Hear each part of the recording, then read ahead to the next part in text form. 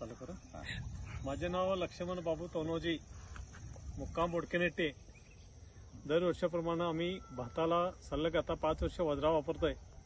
त्याच्यापासून आमच्या भाताला कीड बुरशी असं काही नाही. चांगलं पीक जोमाचं येते.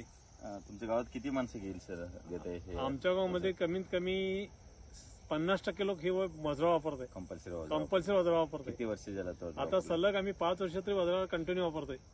फवारणी एक पण घेतलेला नाही. फवारणी घेत नाही. वज्रा टाकल्यानंतर कसा फरक दिसतो सर तुम्हाला? वज्रा टाकल्यानंतर आमच्या म्हणजे पिकामध्ये पण चांगलं उत्पन्न निघतंय आणि चिम पण जास्त नाही. जोमाच येतंय, पीक छान येतंय. सगळ्यांना रिझल्ट? हो, सर्वांना टॉप रिझल्ट. गावामध्ये 1 नंबर रिझल्ट आहे वज्राचा. ओके. 5-6 वर्ष झालं कंटिन्यू? 5 वर्ष कंटिन्यू आम्ही वज्राच वापरतो.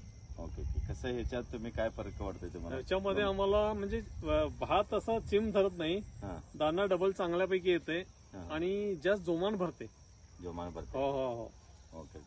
आणि कलर गेल्यावर एकदम पॉवरफुल कलर येते. वज्रा वापरल्यानंतर पॉवरफुल कलर येते. 8 दिवसात फरक साहेब. ओके. वज्रामुळे जबरदस्त. सगळ्यांना असंच रिझल्ट? हो, सर्वांना टॉप रिझल्ट आहे. आता ते महेश वगैरे आमचं वापरलं ते पण असंच. बरोबर. ओके. मग तुम्ही दुसऱ्या शेतकऱ्याला काय सांगू शकता? वज्राबद्दल सर, शेतकऱ्यांना फवारणी करण्यापेक्षा वज्रा वापरून माणसानं श्रम कमी करून चांगलं उत्पन्न घेतलेलं बरं वज्रा वापरून. ओके. थँक्यू. ओके.